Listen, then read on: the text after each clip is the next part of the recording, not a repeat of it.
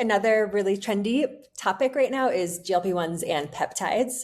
So I don't know about you, but my point of view on them has probably 180'd or maybe like 170'd the past 2 years since they first really came out and got into like the zeitgeist of everything we've been seeing. But what are you seeing when people come in, are people coming in on these, and requesting them as much, or requesting I think information? the first thing I try to do, or we try to do, is take away like the noise of the conversation out there, like any other medication. Some people come in and they're like, oh, my doctor wants me to go on thyroid meds, or my friend is doing this, and would that work for me? I mean, first of all, we're not prescribing medical doctors on our acupuncture team, but we are knowledgeable enough about what's happening out there to be able to at least have people have conversations with them and give them information. So it really depends, like everything else, like what's going on. Are they somebody that a GLP-1 is really designed for because they have major metabolic issues and haven't been able to lose weight, or have PCOS, now PMOS, and are trying to get pregnant? I mean, there's a big part of the conversation.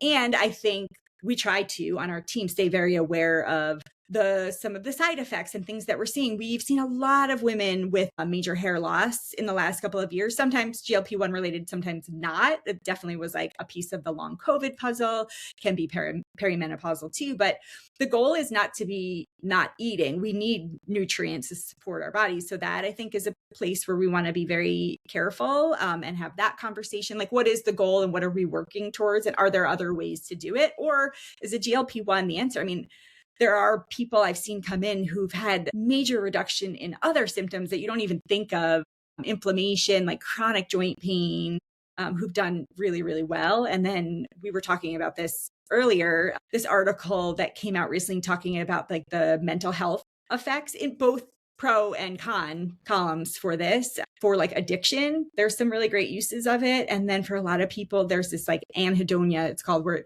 kind of just lose pleasure for everything in life and can sort of go toward depression. So, I mean, I guess to wrap that all up, I would say, like, if you're going to use one, you really need to have a team around you to help sort of navigate this conversation. And some people are seeing the like weight loss effects, but feel terrible otherwise. And that's sort of when we have that, like, okay, but if the goal is to get you feeling great, and this seems to be working against that, then is it the right tool at the moment? But I don't know. You guys have, I think, different approaches. I also have to say I have type 1 diabetes. So the diabetes world really, the conversation is really different. Our bodies work differently.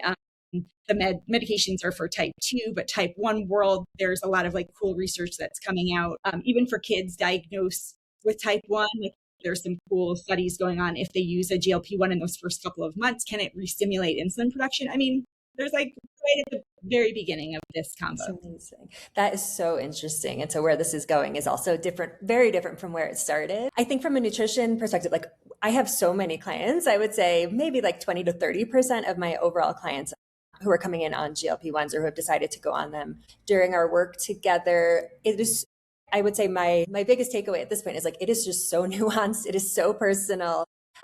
And it really requires like an in-depth conversation with the practitioner. Like, I have clients sometimes who will come back 3 or 4 times to have the conversation of like, should I do this? I have having so much resistance for all of these reasons. But then if we look at their labs, and their A1C is in the 6s, or they've just been unable to lose these extra, let's say like 50 or 60 pounds, then sometimes we are, it is a recommendation coming from me and their provider, because of course I'm not prescribing either, but can give real feedback on if it feels appropriate. Some of the things that we're seeing that have been amazing is people getting off other medications, which has been really surprising to me, people getting off blood pressure medications, and of course seeing some weight loss. But what I love is when people are coming in and really coming at it as like, I'm going to take great care of myself. That's what my job is to really help people with that level of like responsibility of like, okay, this is a tool. It's one tool of many. And the lifestyle piece is making sure you're eating enough so you're not losing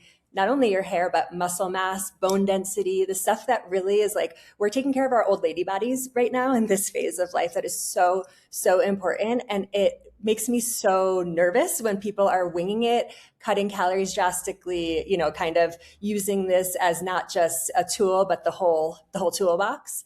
I have people sort of virtual handshake with me that they will commit to doing 2 or 3 strength training sessions per week, that they will eat a high protein breakfast every day. We really come up with a personal protocol, but there are some baseline expectations that are set. And then we check in because sometimes the dose isn't right. Maybe it's too high. Maybe over time somebody does need to go onto a higher dose. And so I think having a provider who can help you walk through that and help you just understand some of the symptoms that you're feeling.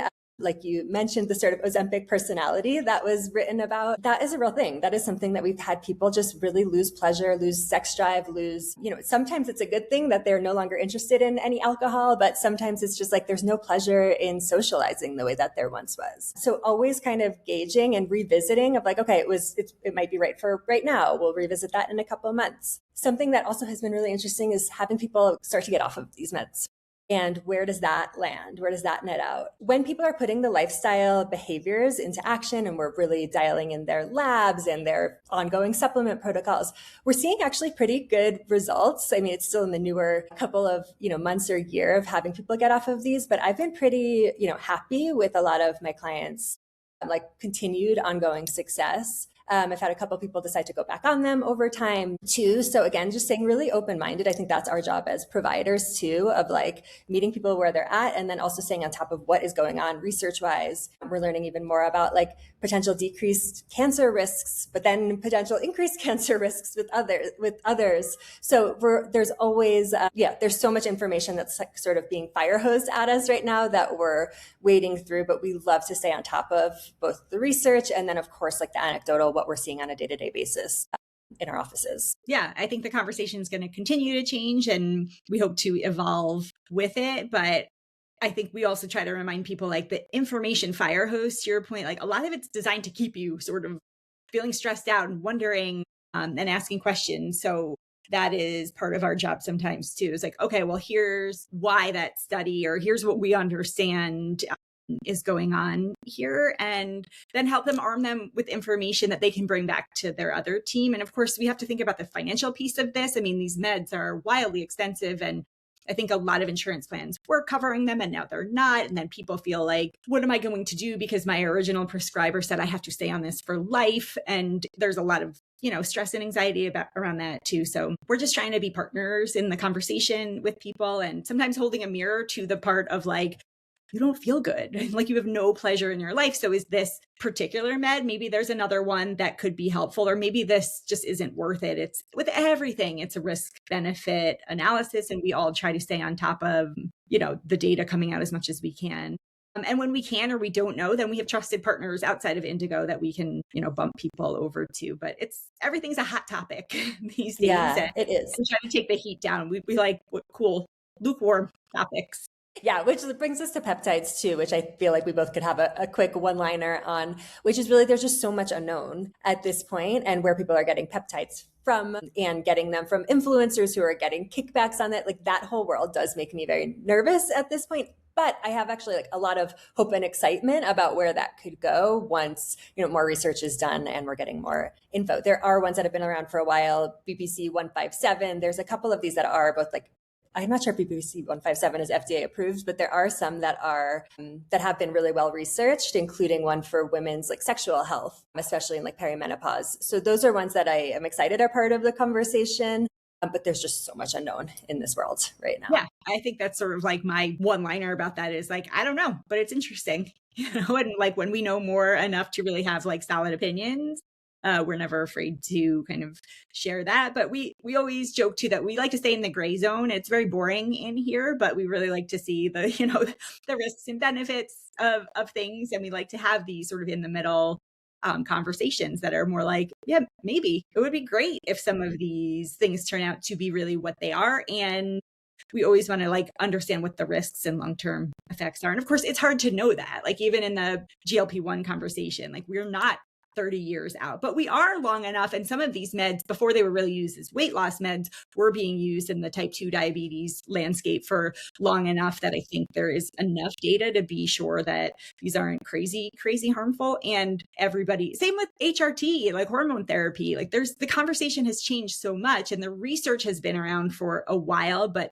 then people start to relook at those studies and pick them apart and look at them differently and realize, oh, wait, there's this whole generation of women that have been really, really suffering with these symptoms. And maybe the research that was saying hormone therapy is terrible wasn't actually factual. So let's change this conversation. And we have a lot of women who are on hormone therapy now and are feeling great. And some that aren't, and some that really need to work on the lifestyle piece of it first.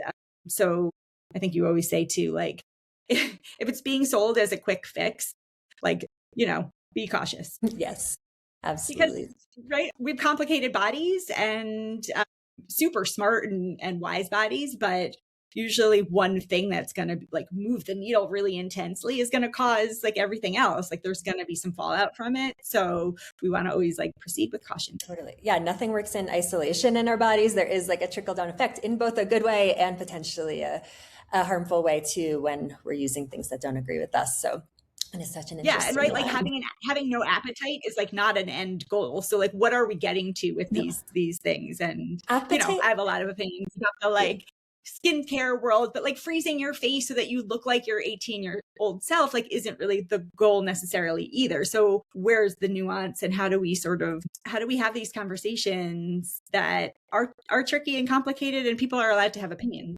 about too. People are allowed to have opinions to a point. I think the shaming of the GLP-1 world got like really loud for a while, and that's not helpful to the conversation either. So yeah, it's a great reminder of like everyone's also doing the best that they can with the information and the tools they have too. And as we learn more and learn better, we hopefully are doing better too. And so we're always trying to stay on top of that as practitioners too.